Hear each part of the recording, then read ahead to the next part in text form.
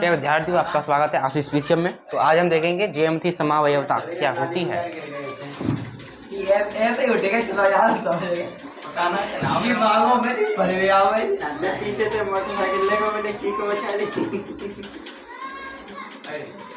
ज्यामितीय समावयव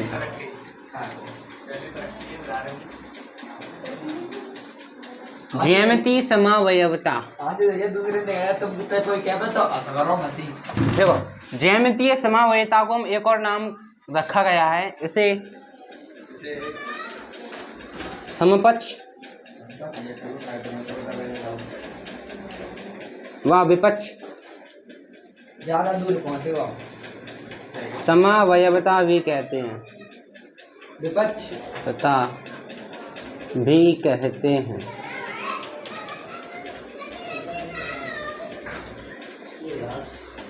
इसे समपक्ष व विपक्ष समावयवता भी कहते हैं।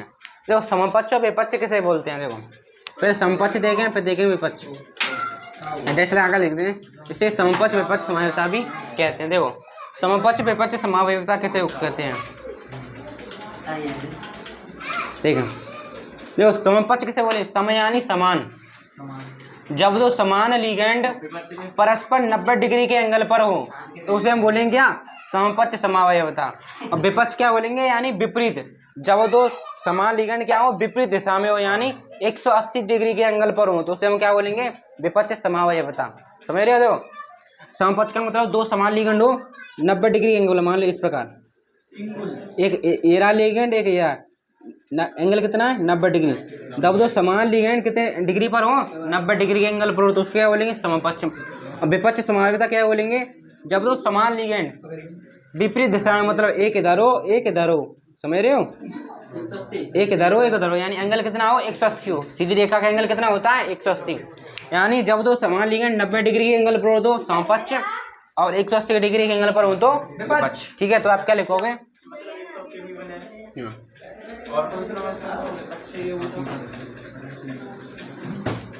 तो आप क्या लिखो, जब दो समान लिगेंड जब दो समान लिगेंड 90 डिग्री के एंगल पर हो या कोण पर हो, उसे क्या बोलेंगे, उसे समपक्ष समावयवी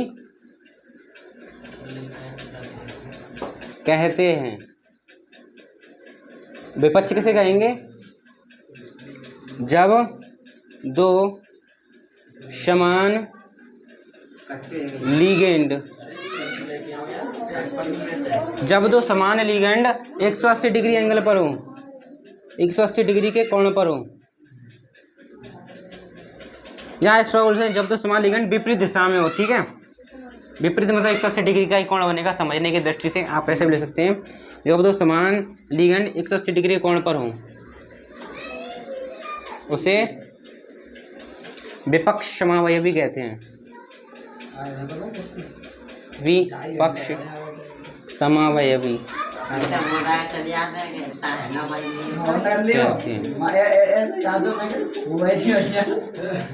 ठीक है। तो अभी हम समन्वय संख्या 4 वाले और 6 वालों के समपक्ष और विपक्ष रूप देखेंगे। ठीक है, तो अब आप देखेंगे ज्यामितीय समावयवता के उदाहरण। एक तो आपका कौन हो गया, एक आपका हो गया वर्गाकार समतलीय और एक हो गया आपका अष्टफलकीय। ठीक है, तो आप क्या लिखोगे, समन्वय संख्या 4 वाले संकुल, मतलब वर्गाकार संकुल। ठीक है, उनकी बात कर रहे हैं, उदाहरण ले रहे हैं। ठीक है, तो उसका आप उदाहरण देखोगे क्या, प्लेटिनम 2 अमोनिया ले लीजिए, 2 Cl2 ले लीजिए। ठीक है, अब इसके क्या देखेंगे, हम समपक्ष और विपक्ष रूप देखेंगे, तभी तो उसको ज्यामितीय समावयवता बोलेंगे। अब आप देखना, पहले इसका समपक्ष रूप देख रहे हैं। तो प्लेटिनम क्या है, केंद्रीय धातु परमाणु मिडिल में आएगा, आ गया। अमोनिया कितने हैं आपके, 2। देखो समपक्ष कौन सा, इसकी आकृति कैसे बनाएंगे, समन्वय संख्या 4 वाला है तो कैसे बनाएंगे, वर्गाकार समतलीय। कैसी होती है वर्गाकार समतलीय, कुछ इस प्रकार होती है। ठीक है, तो अब आप देखेंगे यहाँ पर आप क्या डाल दोगे, यहाँ पर अमोनिया डाल दीजिए, यहाँ पर डाल दीजिए, यहाँ पर Cl एक, यहाँ पर Cl, ठीक है। तो आप देखो दोनों समान लिगेंड है 90 डिग्री के एंगल पर, 90 डिग्री के एंगल पर है कि नहीं है, और ये भी देखो समान लिगेंड है 90 डिग्री के एंगल पर। ये कौन सा रूप हो गया, समपक्ष रूप हो गया। क्या हो गया ये समपक्ष रूप हो गया, ठीक है। और इसका विपक्ष रूप देखेंगे प्लेटिनम। तो यहाँ पर एक आप ये ले लीजिए, यहाँ पर ले लीजिए, यहाँ पर ले लीजिए, यहाँ पर ले लीजिए, ठीक है, ठीक है। ये आपका क्या होगा, विपक्ष रूप हो गया। देख लो समान लिगेंड ना 180 डिग्री एंगल पर, ठीक है।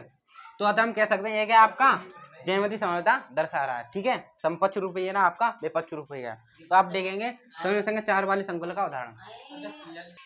अब आप देखेंगे समन्वय संख्या 6 वाले संकुल। आप देखो 4 लिगेंड ये रहे, 2 एरिया, यानी समन्वय संख्या 6 हो गई आपकी, ठीक है। अब इसको व्यवस्थित करते हैं, व्यवस्थित करें आप इसको। अष्टफलक की व्यवस्था किस प्रकार होती है, इस प्रकार होती है कुछ नहीं, पहले बना ले, बीच में डालना कोबाल्ट को,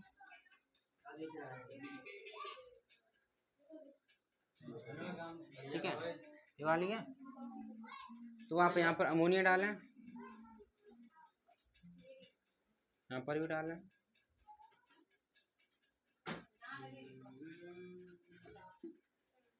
तो आप देखें 90 degree angle, 90 degree angle, 90 degree, 90 degree, 90 degree, ठीक है। कौन सा रूप हो गया है, समपक्ष रूप, ठीक है। उदाहरण लेंगे, ठीक है। कल मैंने समपक्ष रूप देखो 90 डिग्री का एंगल, आप कॉपी बनाएंगे 90 डिग्री का एंगल बनेगा। दोबारा देखें,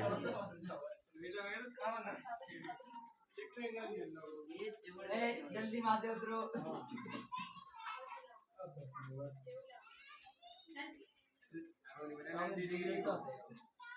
ठीक है। हाँ लेकिन ये संभव नहीं है, लेकिन बताया गया है, सूत्रों के मुताबिक बताया गया है।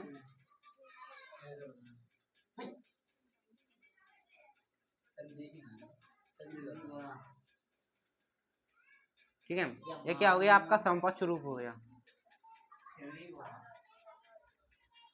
इसका विपक्ष रूप क्या होगा,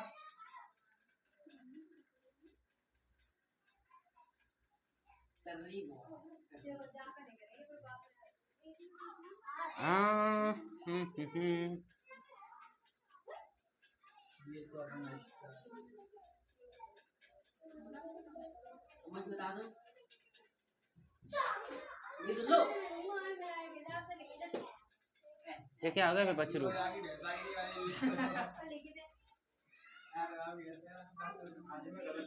ठीक है, नोट करेंगे आप। तो आप देखेंगे प्रकाशिक समवायवता। प्रकाशिक समवायवता किसे बोलते हैं, वे संकुल यौगिक जिनके अणुसूत्र समान होते हैं, इनके भौतिक रासायनिक गुण भी समान होते हैं, लेकिन प्रकाशिक गुण अलग अलग होते हैं, उसे हम क्या बोलेंगे, प्रकाशिक समवायवता बोलेंगे। तो आप लिखोगे वे संकुल यौगिक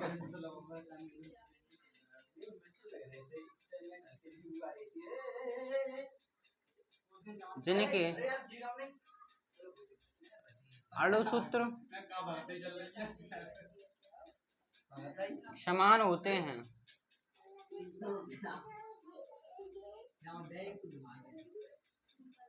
वे संकुल यौगिक जिनके अणुसूत्र समान होते हैं तथा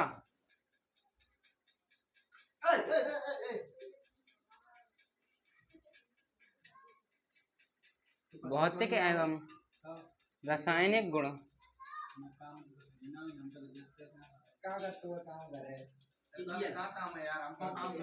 ये समान होते हैं।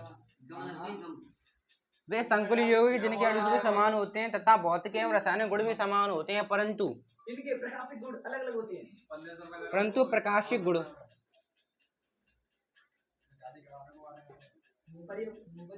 भिन्न होते हैं।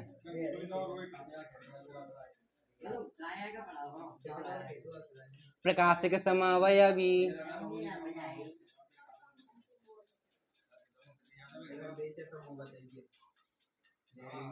कहलाते हैं। बोलो जय श्री राम। धन्यवाद नहीं तो आप इसका अंतिम उदाहरण देख लेंगे। ठीक है, इसका उदाहरण है कोबाल्ट EN।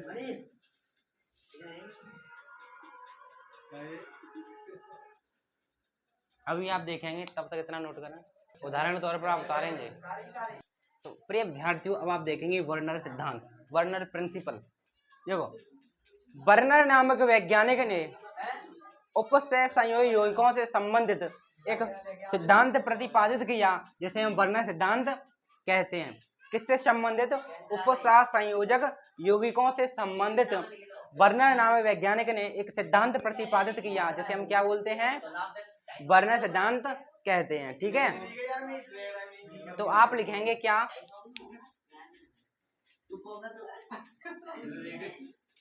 वर्नर नामक वैज्ञानिक ने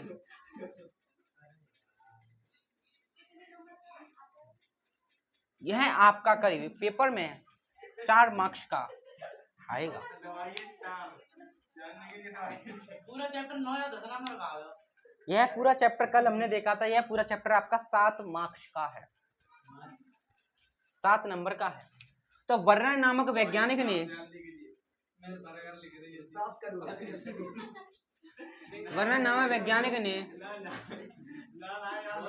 उपसह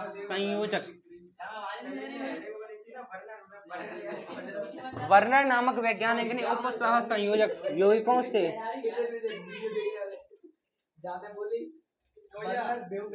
हेलो गाइस, मेरी आवाज सुन लीजिए।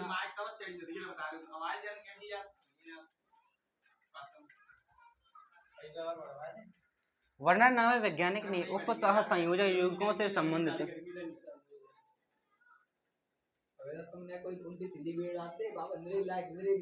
एक सिद्धांत प्रतिपादित किया,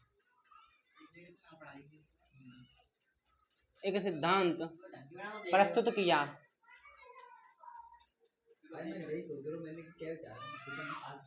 जिसे वर्नर सिद्धांत कहते हैं।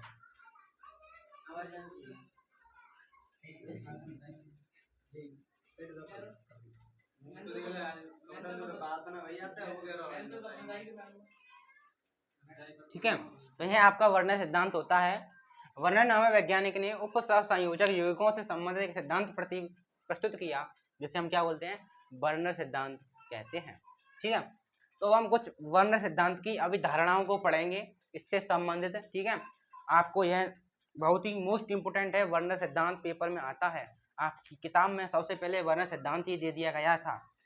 ठीक है, उसको पढ़ना कठिन था। जो हमने जो नीम तैयार की है, उस नीम के ऊपर हम वर्नर सिद्धांत को रखेंगे। तो आप देखेंगे वर्नर सिद्धांत की अभिधारणा। देखो, हमने संकुल की पूरी जानकारी पढ़ी है। किसी संकुल के बाहर कौन होता है? साधारण धनायन। उसके अंदर पहला परमाणु क्या होता है?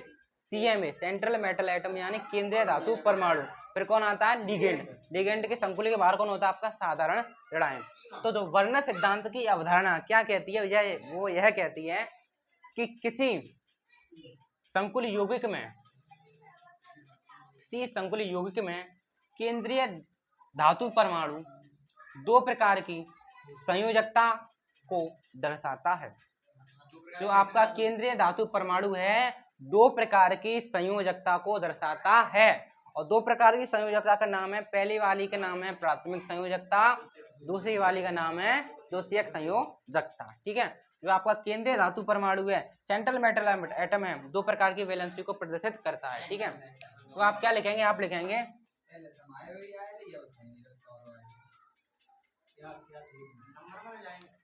इसी के अंदर लिखेंगे किसी उपसह संयोजक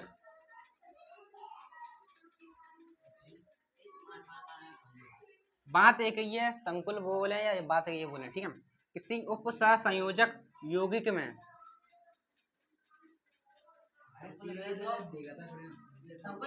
संकुल लवड़ बोल सकते हैं। मैंने आपको लिखाया था संकुल लवड़ बोले या उपसह संयोजक यौगिक बोले, बात एक ही है। तो किसी उपसह संयोजक यौगिक में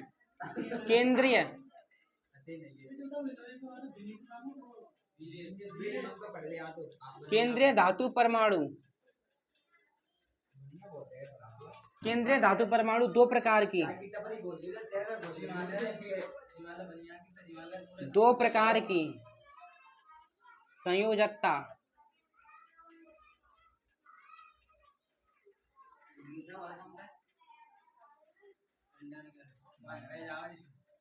दर्शाता है। ठीक है, तो किसी उपसंयुग में जो आपका केंद्रीय धातु परमाणु है दो प्रकार की संयोजकता दर्शाता है। पहली वाली का नाम है प्राइमरी वैलेंसी यानी प्राथमिक संयोजकता।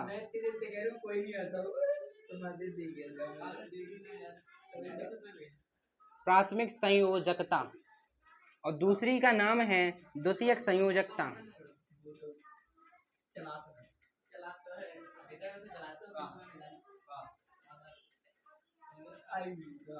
ठीक है, यह मैं लिखा रहा हूँ, आपको इस प्रकार ही पेपर में लिखकर आनी है, तभी आपको नंबर मिलेंगे। तो हमने क्या देखा, किसी उपसंयुग यौगिक में केंद्रीय धातु परमाणु दो प्रकार की संयोजकता दर्शाता है। कौन कौन सी? प्राथमिक संयोजकता और द्वितीयक संयोजकता। ठीक है, अब हम पढ़ेंगे प्राथमिक और द्वितीयक संयोजकता क्या होती है। हम बात करें प्राथमिक संयोजकता किसे बोलती है। देखो, मैंने आपको केंद्रीय धातु परमाणु की ऑक्सीजन अवस्था निकालना सिखाया है। ध्यान है आपको? मैंने आपको केंद्रीय धातु परमाणु की ऑक्सीजन अवस्था निकालना सिखाया है। वही ऑक्सीजन अवस्था प्राथमिक संयोजकता कहलाती है। यानी धातु परमाणु की ऑक्सीजन अवस्था प्राथमिक संयोजकता कहलाती है। ध्यान आपको, एक्स माने निकाल देते हैं। वही ऑक्सीजन अवस्था प्राथमिक संयोजकता कहलाती है। ठीक है, तो आप क्या लिख दोगे?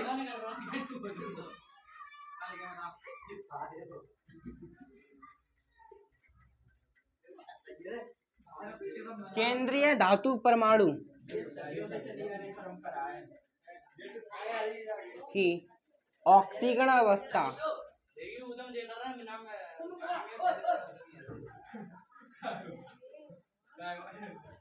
केंद्रीय धातु परमाणु की ऑक्सीकरण अवस्था आयनित होती है। केंद्रीय धातु परमाणु की ऑक्सीकरण अवस्था प्राथमिक संयोजकता कहलाती है। प्राथमिक संयोजकता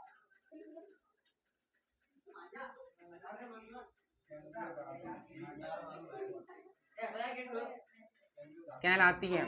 केंद्रीय धातु परमाणु की ऑक्सीकरण अवस्था क्या होती है? आपकी प्राथमिक संयोजकता कहलाती है। एक पॉइंट लगा के लिखेंगे, यह आयनित होती है। यह आयनित होती है।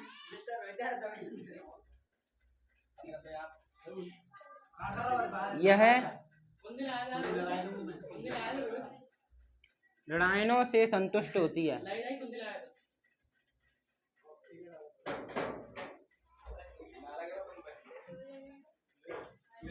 ठीक है, तो आप नोट करेंगे 3 पॉइंट। केंद्रीय धातु परमाणु की ऑक्सीकरण अवस्था ही आपकी प्राथमिक संयोजकता कहलाती है। यह आयनित होती है, यह ऋणायनों से संतुष्ट होती है। तो अब आप देखेंगे द्वितीयक संयोजकता, सेकेंडरी वैलेंसी। देखो, द्वितीयक संयोजकता क्या होती है आपकी, आपने देखो वही वाली है। धातु परमाणु, किसी धातु परमाणु, वही सेंट्रल मेटल एटम, किसी धातु परमाणु व लिगेंड के मध्य उपसंयोजक बंधों की संख्या को हम क्या बोलेंगे? द्वितीयक संयोजकता बोलेंगे। कहने का मतलब है, जो आप समन्वय संख्या निकालते थे वही समन्वय संख्या आपकी द्वितीयक संयोजकता कहलाएगी। और समन्वय संख्या क्या आती? लिगेंड और धातु परमाणु के मध्य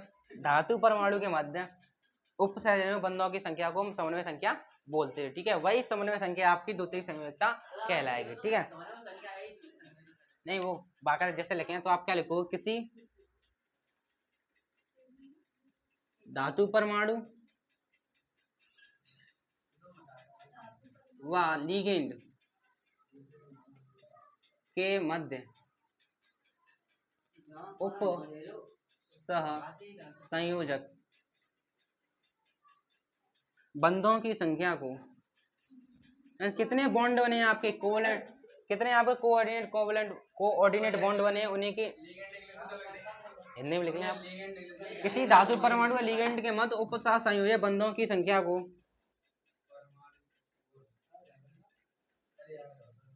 द्वितीयक संयोजकता कहते हैं। द्वितीयक संयोजकता कहते हैं। ठीक है, जो आपकी प्राथमिक संयोजकता थी वह आयनित थी, यह अनायनित होती है। तो मैं लिखो यह अनायनित होती है, आयनित, यह अनायनित होती है। ठीक है, तो आपको समझ में आया प्राथमिक संयोजकता, ऑक्सीजन अवस्था को प्राथमिक संयोजकता, समन्वय संख्या को द्वितीयक संयोजकता। ठीक है, और यहाँ पे एक बात और लिख लें, जो आपकी प्राथमिक संयोजकता है उसको डॉटेड लाइन से दर्शाते हैं, और जो आपकी द्वितीयक संयोजकता है इसको काली मोटी रेखा से दर्शाते हैं। ठीक है, तो आप क्या लिखोगे, प्राथमिक संयोजकता को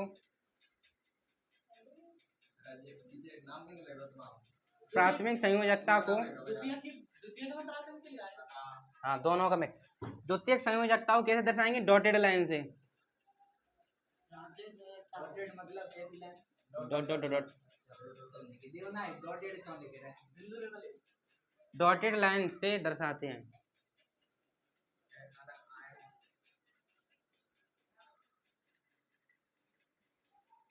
ठीक है, प्राथमिक संयोजकता को डॉटेड लाइन से दर्शाते हैं, और आपकी द्वितीयक संयोजकता को जबकि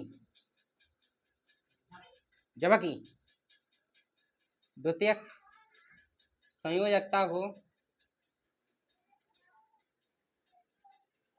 काली मोटी रेखा से दर्शाते हैं। ठीक है, तो ठीक है, तो अब हम देखेंगे एक उदाहरण देखेंगे, और बर्नर सिद्धांत के अनुसार उसमें प्राथमिक संयोजकता निकालेंगे, उसकी द्वितीयक संयोजकता निकालेंगे, उसको प्रदर्शित करेंगे। ठीक है, अब आप उदाहरण देखेंगे, देखिए मान लीजिए ये आपका कोबाल्ट है, अमोनिया 6Cl3। ठीक है, तो सबसे पहले आप क्या निकालें, इसकी ऑक्सीकरण अवस्था निकालें। तो इसको क्या मानेंगे हम, x माने, आपको ध्यान होगा 100x मानेंगे। इसकी कितनी होती है आपकी 0 × 6, और इसकी कितनी होती है -1 × 3 = 0। तो x बराबर कितना निकल कर आया आपका 3 निकल कर आया। ठीक है, डायरेक्ट लिख दें, x बराबर आपका +3 हो गया। ठीक है, कोई दिक्कत नहीं है, x बराबर आपकी +3 निकल कर आई। ठीक है, मैंने आपको बताया था, तो इसकी ऑक्सीकरण अवस्था कितनी हो गई, ऑक्सीकरण अवस्था कितनी है आपकी +3। ठीक है, मैंने आपको बताया था ऑक्सीकरण अवस्था ही क्या कहलाती है, आपकी प्राथमिक संयोजकता कहलाती है। ठीक है, तो इसकी प्राथमिक संयोजकता क्या हो जाएगी,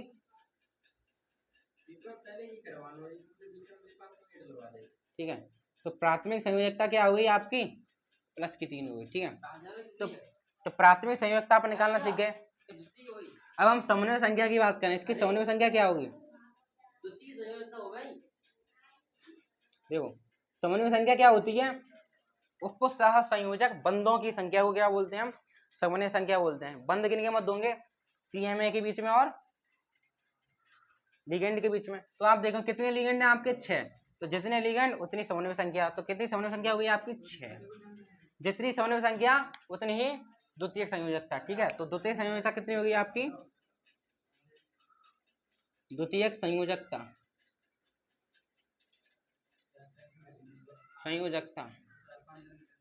द्वितीयक संयोजकता कितनी होगी आपकी 6 हो गई। ठीक है, तो हमने प्राथमिक संयोजकता निकालना सीखा, द्वितीयक संयोजकता निकालना सीखा।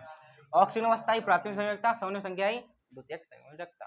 ठीक है, अब इसको दर्शाएं, तो देखें 6 लिगेंड हैं, तो 6 लिगेंड की कौन सी व्यवस्था होती है, मैंने कल आपको सिखाई थी अष्टफलकीय। एक केंद्रीय धातु परमाणु हो और 6 लिगेंड हो तो कौन सी व्यवस्था होती है, अष्टफलकीय। ठीक है, तो हम व्यवस्था बना रहे हैं। ठीक है, तो कोबाल्ट को बीच में डाला, ऑक्सीजन अवस्था कितनी है इसकी +3, कितने लिगेंड है 6,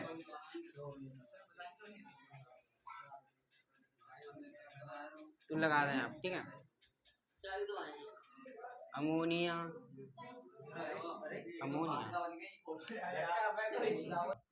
तो यहाँ पर एक अमोनिया हो गया, एक यहाँ पर हो गया, एक यहाँ पर हो गया। ठीक है, और 2 आपके, तो यह आपके 6 लिगेंड हो गए। ठीक है, तो मैंने आपको प्राथमिक संयोजकता